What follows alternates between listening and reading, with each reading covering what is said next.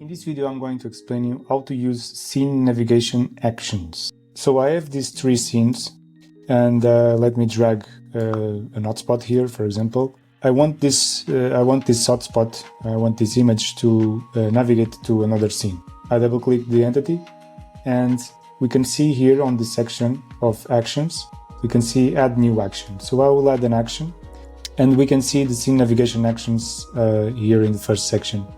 And the go to scene is the one I want to select. So this is the step of the go to scene configurations. If I go back, you can select other actions. On the go to scene, we have the scenes that we can select. Right now I only have two scenes. So if, for example, if I want to the action to go to this scene, I select the scene, and on this side I can select the view. We see these transitions actions as well, these transitions options. If I have none, it rapidly changes the scene, or if I have the fade, for example, it does a small fade between scene transitions. We can see that we have the action name, which is the same as the action names, but I can change this to, for example, go to 435 panorama, just to understand, just to have a better notion. When we have a lot of actions, this is useful on the same entity. And we have the event type. This right now the default one is the on click, but I could choose on double click, on context menu, on pointer enter, lots of event types that you can choose to.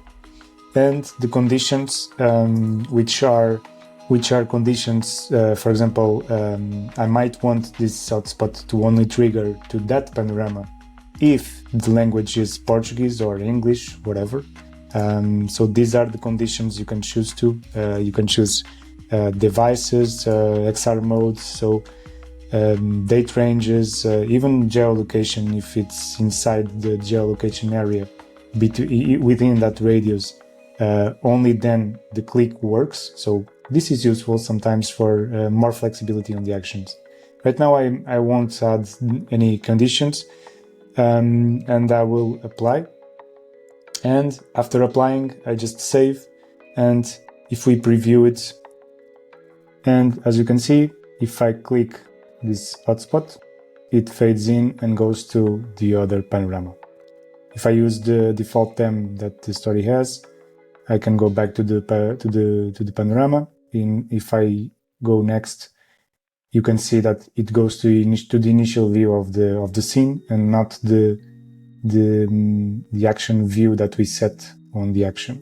These actions also work in other types of entities, not just images. For example, if I go to the 3D model scene I have here, and if I select the 3D model, it has actions as well. So I can navigate to the scene as well. For example, I will select this one and select this view, fade in, or for example, I will use zoom in, fade, and zoom out transition, and I will apply, and let's preview it. And as you can see, if I go to the 3D model scene, we have this 3D model. So if I click the 3D model, it does a zoom in and zoom out of the camera and transitions to the other scene, which is this one.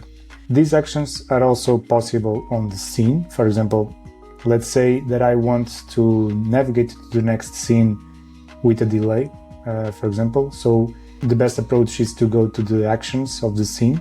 So these are like global actions on the scene scope. And if I add an action, for example, with a delay, which is here, so I add a delay of 2 seconds, for example, and when the scene is ready, okay, I could do it on other scene event types as well, and I will apply.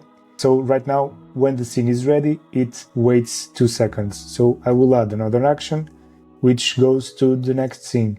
Okay, so the next scene, I can choose a transition as well, with a duration as well for example, 2 seconds. And we can see we have a sequence of actions, so it waits 2 seconds and then goes to the next scene. Let's see how it goes and preview. So without doing anything, you see that it transitions to the next scene. Okay, it waited the seconds and it transitions to the next scene. So I guess that's it. These are the scene navigation actions that you can use, which are very flexible. And I hope you understood it, and see you on the next